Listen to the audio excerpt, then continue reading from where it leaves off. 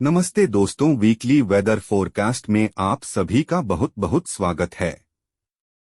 इस वीडियो में हम दक्षिण पश्चिम मानसून 2025 के बारे में विस्तार से बात करेंगे। 2025 में कैसा मानसून रहने वाला है, किस कारणों से हमने मानसून का पूर्वानुमान 103% किया है, और यह आपको पता है कि 1 जून से लेकर के 30 सितंबर तक भारत में मानसून रहता है।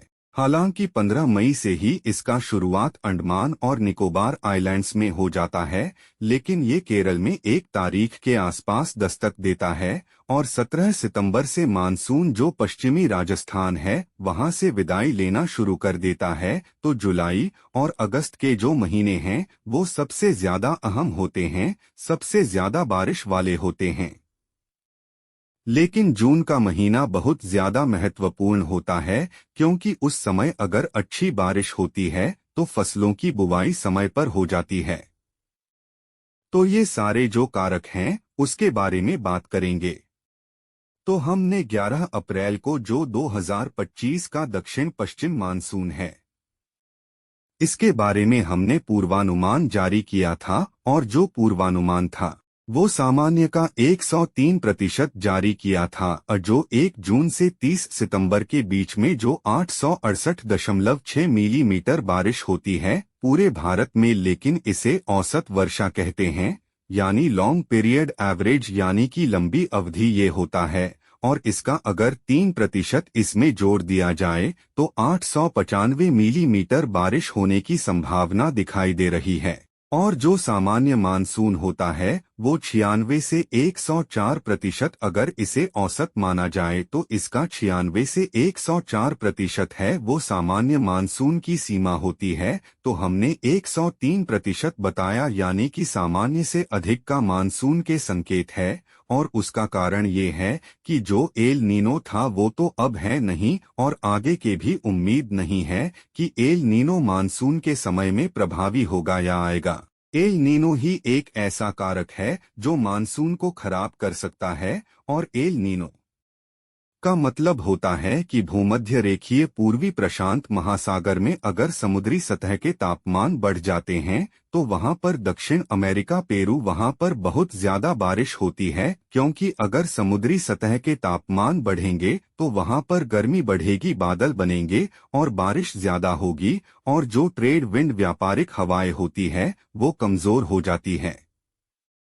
तो क्या होता है कि जो पश्चिमी प्रशांत महासागर है और हमारा एरिया है, यहाँ पर जो तापमान है थोड़े से कम हो जाते हैं, लेकिन जब व्यापारिक हवाएं मजबूत हो जाती हैं, ट्रेड विंड जो पूरब की तरफ से चलती है, तो क्या है कि गर्म पानी को ये आगे ले आती है सेंट्रल पैसिफिक में और हमारी साइड में, यानी पश्चिमी प्रशांत महासागर, उसके बाद साउथ ईस्ट एशिया की तरफ। तो क्या होता है, उसे ला नीना कहते हैं, और उस समय जब समुद्री सतह के तापमान मतलब एवरेज से 5 डिग्री या उससे ज्यादा लगातार बढ़े रहते हैं 3 महीने की अतिव्यापी अवधि में, तो ला नीना घोषित कर दिया जाता है। ला नीना मानसून के लिए अच्छा होता है। तो इस बार जो ला नीना था वो बहुत ही कम समय के लिए आया, और अब ये धीरे धीरे न्यूट्रल कंडीशन की तरफ आ रहा है, यानी कि ला नीना बना नहीं रहा मानसून के दौरान। नहीं तो मानसून बहुत ज्यादा अच्छा हो सकता था।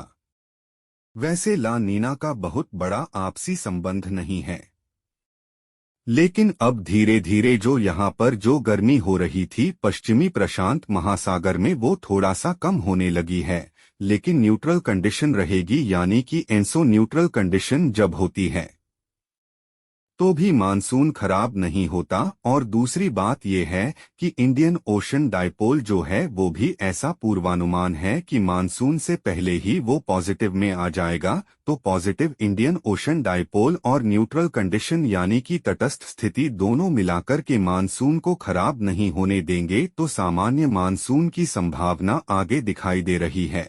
अब ये देखेंगे हम कि जून, जुलाई, अगस्त और सितंबर में संभावना क्या होगी मानसून की। ये इसमें हमने दर्शाया है मैप के हिसाब से या चार्ट के हिसाब से कि सामान्य मानसून रहने की संभावना है 40%, यानी 96 से 104% की संभावना 40% है। और उससे भी 104% से अगर ज्यादा होता है तो उसकी संभावना 30% है। कुल मिलाकर के सामान्य या सामान्य से अधिक की संभावना 70% हो गई, तो कुल मिलाकर के मानसून अच्छा माना गया। अब अगर अधिकता की बात करें, यानी कि जो 105 से लेकर के 110 जो होता है उसको सामान्य से अधिक कहते हैं। 110 से भी ज्यादा हो जाए तो अधिकता होता है, तो उसके संभावनाएं केवल 5-10% है। लेकिन सूखे के हालात अगर हो सकते हैं तो उसकी संभावना केवल 5% है। और मानसून 96 से नीचे परसेंट जाने की यानी सामान्य से कम की केवल 15%। मतलब कुल मिलाकर के आप यह ध्यान रखिए कि मानसून अच्छा सामान्य या उससे अच्छा की 70% संभावनाएं दिखाई दे रही हैं। तो कुल मिलाकर कह सकते हैं कि अच्छी खबर है। अभी तक का मानसून अपडेट, इसके बारे में हम लगातार आपको अपडेट करते रहेंगे और जब मानसून आने वाला होगा तो उसका पूर्वानुमान लगातार आपको बताते रहेंगे। मानसून से जुड़ी हर खबर पाने के लिए चैनल को अभी सब्सक्राइब करें, साथ ही बेल आइकन भी दबा दें।